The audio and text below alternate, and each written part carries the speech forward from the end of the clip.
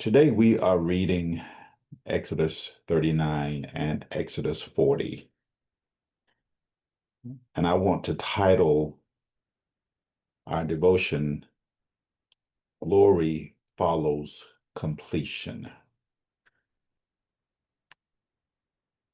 This particular reading has ministered to me because all of you that are on the call know the challenges and the situation that we have been involved in for the last several months as relates to getting our own place of worship.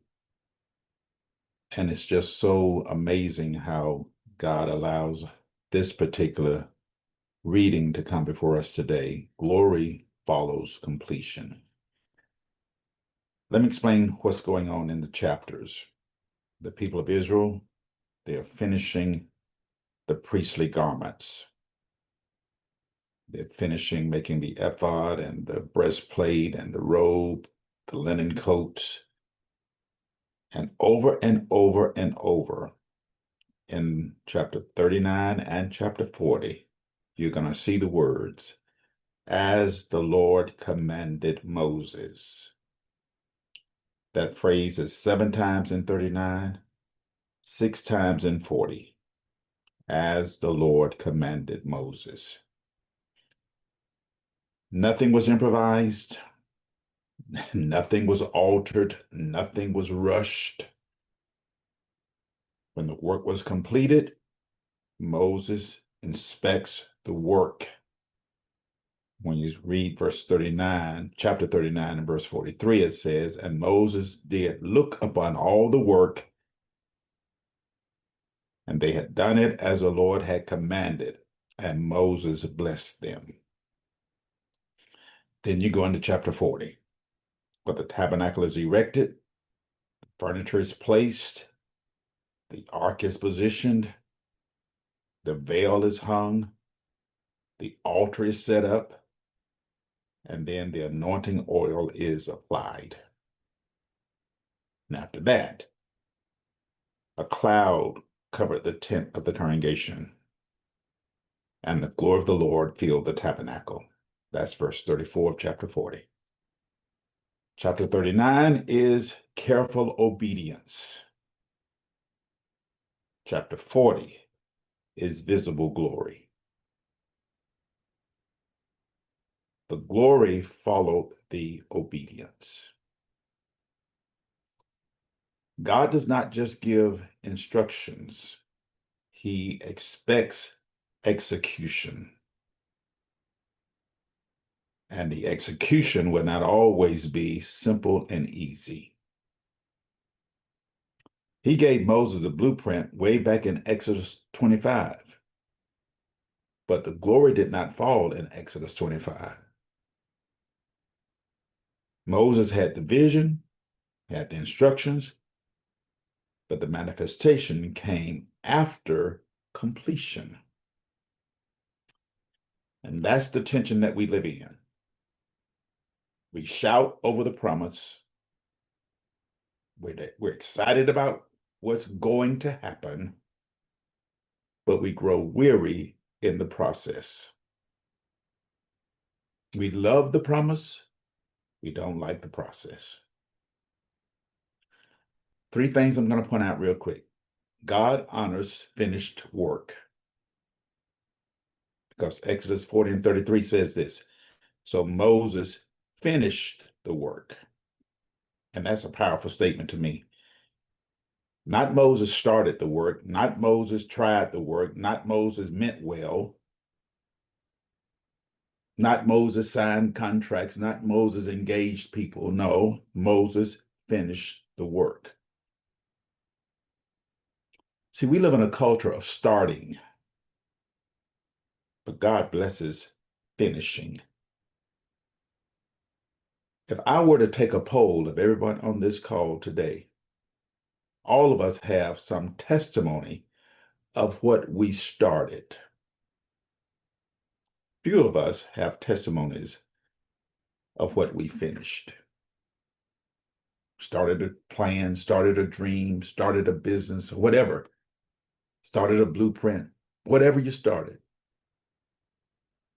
but God blesses finishing because finishing requires endurance. Finishing requires attention to detail. It requires consistency. It requires obedience, even when the excitement fades.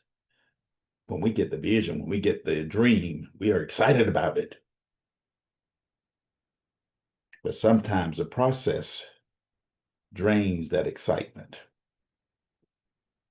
And that's where some of us are. We're in chapter 39. We're starting. We're hanging the curtains. We're placing the sockets. We are positioning the pieces. And it feels tedious. But heaven watches the details.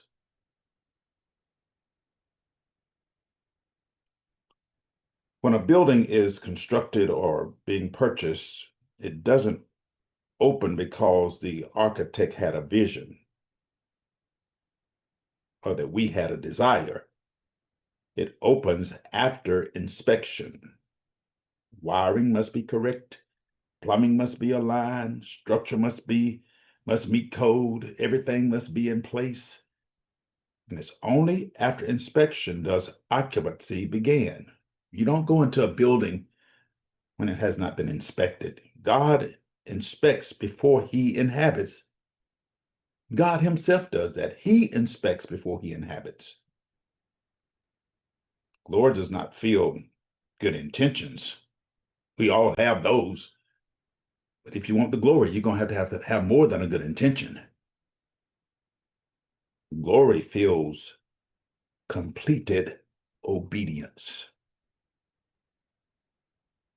Second thing, obedience attracts presence. Notice the order. They built, they aligned, they anointed, and then the cloud came down. They built, they aligned, they anointed, and then the cloud came down. Not the cloud came down and they built, aligned, and anointed. No, they built, aligned, and anointed, and then the cloud came. The glory did not interrupt the process. It waited for the completion. See, sometimes we ask God, where is your presence? And God is asking, have you finished what I assigned you? If you have not finished what I assigned you, just know I'm still watching. I'm still here. I'm still giving you grace. But if you want glory, you got to finish the process. Partial obedience produces limited manifestations. Completed obedience invites full glory. We want to give God partial obedience and then want full glory. Now, God says, I want you to finish what I assigned you. And then you'll see the glory. The third thing I want you to see, that when the glory came, it was visible to all. When you read chapter 40, which you'll do today, in that 38th verse, it says, for the cloud of the Lord was upon the tabernacle by day, fire was upon it by night, through all their journeys. When obedience was complete, the presence became public. Their obedience created a testimony. And when you finish something, it affects more than just you. God gives us an assignment. He gives you an assignment, not just for you. When you finish that assignment, it's going to bless those around you, with you, those you know. Your family will see the glory. Your church will see the glory. Your community will see the glory. And that glory will become guidance. That same cloud that filled the house led them on their journey. It's amazing to me. Because what God feels, God guides. But the glory didn't just come and sit there. It didn't just come and make that its only place of habitation. No, the glory came and it moved them, it led them, it directed them, it guided them, it showed them the next place to land. When we build according to his word, he will fill what we build and he'll guide us through what comes next. Some of us want guidance without obedience, but the cloud rests on completed work. So even if you feel like you're in chapter 39, feel like you're still stitching and still placing and still aligning, don't quit before chapter 40. Finish the work that God gave you. I can't tell you how many times my natural emotions has wanted me to quit. But God said, oh no, there's a glory coming. And if you quit, you're going to miss the glory. That's my word for you today.